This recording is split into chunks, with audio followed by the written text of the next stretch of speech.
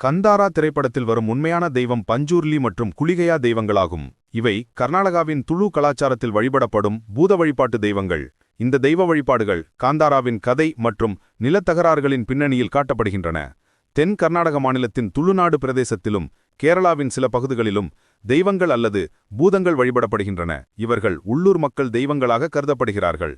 இவர்களை பூத அல்லது ஆவிகள் என்றும் அழைக்கின்றனர். இந்த வழிபாடு வேத காலத்திற்கு முன்பே இருந்திருக்கலாம் என்று நம்பப்படுகிறது.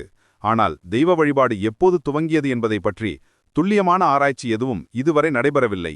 இந்து மதத்தில் தெய்வங்கள் அவர்களின் பண்புகள் மற்றும் தொடர்புகளின்படி வழிபடுத்தப்படுகிறார்கள். சிலர் குலதெய்வங்கள் என கருதப்படுகிறார்கள், அதாவது ஒரு குறிப்பிட்ட குலத்தின் தெய்வம். சிலர் கிராம தெய்வங்கள், ஒரு கிராம சமூகத்தின் தெய்வம். மற்றவர்கள் இஷ்ட தெய்வம், ஒருவருக்கு தனிப்பட்ட நேசத்துடன் வழிபடும் தெய்வம். தெய்வங்கள் க்ஷேத்திரபாலர்கள் என அழைக்கப்படுகின்றனர், அதாவது குறிப்பிட்ட நிலத்தின் காவல் தெய்வம். தெய்வங்கள் பொதுவாக வெளிப்புறத்தில் வழிபடப்படுகின்றனர்.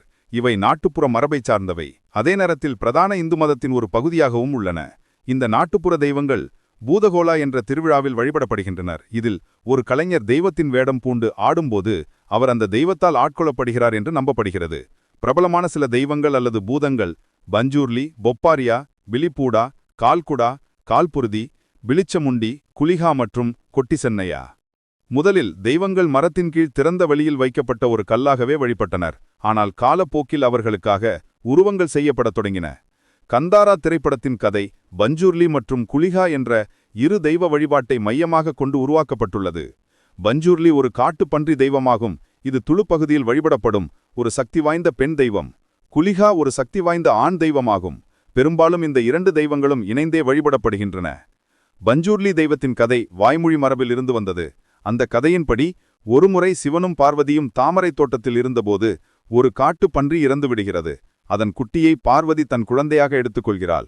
ஆனால் அது பெரியவனாகி மிகுந்த அழிவை ஏற்படுத்த ஆரம்பித்தது. அதனால் சிவன் அதை கொல்ல நினைக்கிறார்.